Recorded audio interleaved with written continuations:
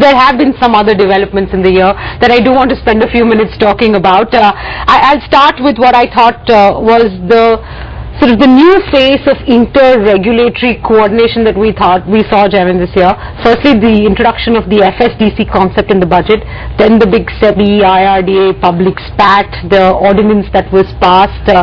You will not comment on any individually, I know that as a good banker, but give me a sense of what aftertaste you're left with regards to regulatory coordination through the course of the year. Regulatory coordination is absolutely necessary. We talked earlier about how different laws have to talk. Similarly, you have different regulators. They will need to coordinate. There's no doubt about that. Yeah, you have a lot of interlinkages happening, whether it is the RBI, the SEBI or IRDA, and you'll had things like FMC or PFRDA as it gets important. You'll have to have this coordinated, whether it happens through the FSDC or on their own. So the way we've dealt with it this year, does it give you confidence that for the next year onwards, we will be able to deal with this better? I think it's only a beginning, and we should give it time before we really comment on it. But I think it's a good beginning to get through that. I think it is more on a broader principle that it is part of the evolution of our democracy. That it will not happen in a manner. Everything is part of evolution. Yeah, so you will have 5 years or maybe 10 years in many of these things. Today it is the intercoordination of regulators. Tomorrow you will find something else coming in. It used to be coordination among services in the Army, Navy, and Air Force talking maybe in 5 years back or 10 years back. So it can happen now. My God, a good beginning has been you got in the coordination process. This is a really optimistic group of people. Nothing happened this year, but we are positive. Okay, I can tell you one thing that most industry is not very positive about is the outcome of the Vodafone case. The solution to that, as far as the future is concerned, is a proper amendment in the Act, which will exactly, which will solve this problem of apportionment and things like that for the past. As far as Vodafone is concerned, on fundamental principles, I don't think it is wrong. Okay. The whole idea which one is trying to say is, if a foreign company has come to this country and significantly appreciated its investment and then is encashing that, should it not pay a tax? It should. Now, if our laws were not perfect enough to capture that tax, and we have therefore found a way to still be able to capture it, I think that's what one is trying to do. I think the failure is a PR failure, but government is not able to position this correctly, that we are not really trying to charge foreigners, we are not really trying to do something anti-investor, we are only trying to collect a tax on a profit which has actually been earned in India, out of efforts in India, and which India is entitled to. I thought the 3 or 4 key developments of the year was that we still have no clarity on whether ROFRs are legally tenable or not. We still don't fully know what the voting rights situation with regards to depository receipts is. We still are not fully sure of what the outcome of the negative control battle will be, as Shubham argues that in the Supreme Court. I think, have any of these issues been of any operational impact of any sort as one works through the year and sort of anticipates the next year? May not be right now, but certainly it's important to get clarity on any of these. ROFRs have existed all along.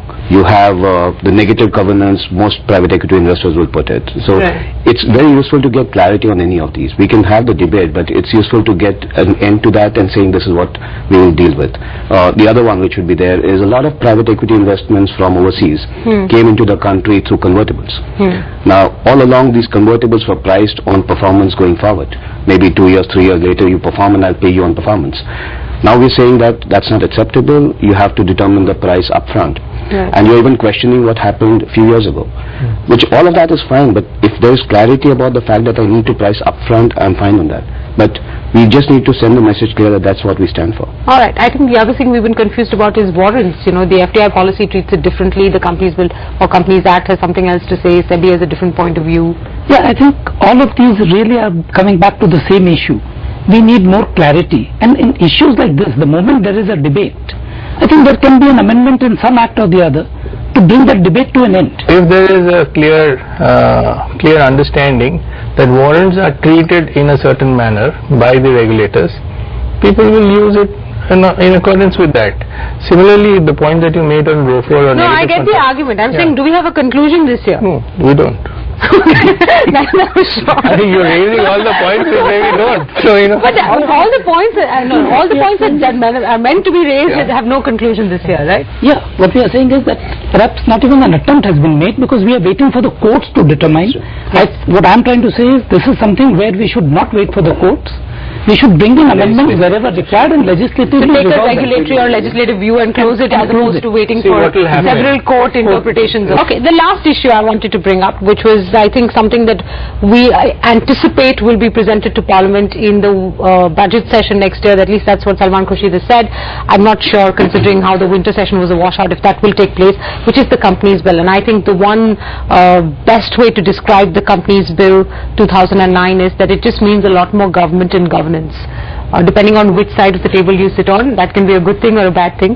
I see some of it as a good thing, but I think several companies are quite opposed to several of the suggestions, whether it is separation of chairman and CEO, or it is to do with auditor rotation or independent director rotation. So I want a broad overview of whether you believe that this Companies Bill should go through next year. I would certainly want. I want all those 5 things to happen this year. In the current form. Yeah. You don't. No, the current form is not known. But after that, you have a standing committee report, which has completely altered quite a few of those provisions which are there in the current form of the bill. So, which is the form? The form is going to be presented, hopefully, in the budget session. Yes. So, after we see the form, only then we can answer the question whether we want it to go through in the current form. They won't come back to you again. They won't come back to you again. We talked about governance. I come from an industry where some of these things which you talked about governance are already there, which is what's regulated by RBI. Auditor rotation. All banks are required to rotate auditors in 4 years' time. Chairman and managing director separate. That's made compulsory anyways, and people have been living with it. Independent directors. A person cannot be a director of a bank for more than 8 years at a stretch. And these are things which people have lived with. So if it's no, you have lived with. My friend, not the rest of the industry has lived with. And to that extent, if banking, which is an important part of the corporate world, has lived with this for long, I don't see why not. Point is, you also have provisions which, for example, say you can't have multi-layered subsidiaries. That is something which I think that the minister has said he recognizes that is going to be operationally very painful, and he's changing it. So that's why I'm saying one doesn't know the current form, because things like that are very difficult to live with, because business can't really function. The last 30-second responses from each one of you on what you are anticipating 2011 will bring you. A lot of these which we talked about, I think it will come to a closure in 2011. I'm hopeful of that. And will that be good or bad? Overall for the good. Overall for the good. Mr. Doshi? Yeah, I also expect a lot of it to come through, but I hope it comes through after adequate discussion, and that's the only difference. Okay. I also believe that it must happen. It is not hopeful. We've now come to a point that it must happen. And if you are talking about the few things that we talked today, I think the Companies Bill, the IFRS, urgently, DTC, and the takeover code, I think, and the GST. We must take the next 12 months as our performance contract kind of a situation to say that we must deliver this to the country. KRS for the. All right, gentlemen. Thank you very much for joining me on this special edition of The Firm. A very happy New Year to all three of you, and a very happy New Year to all of our viewers. We do hope that several of these issues do find closure in 2011. We'll see you next year. Thank you very much.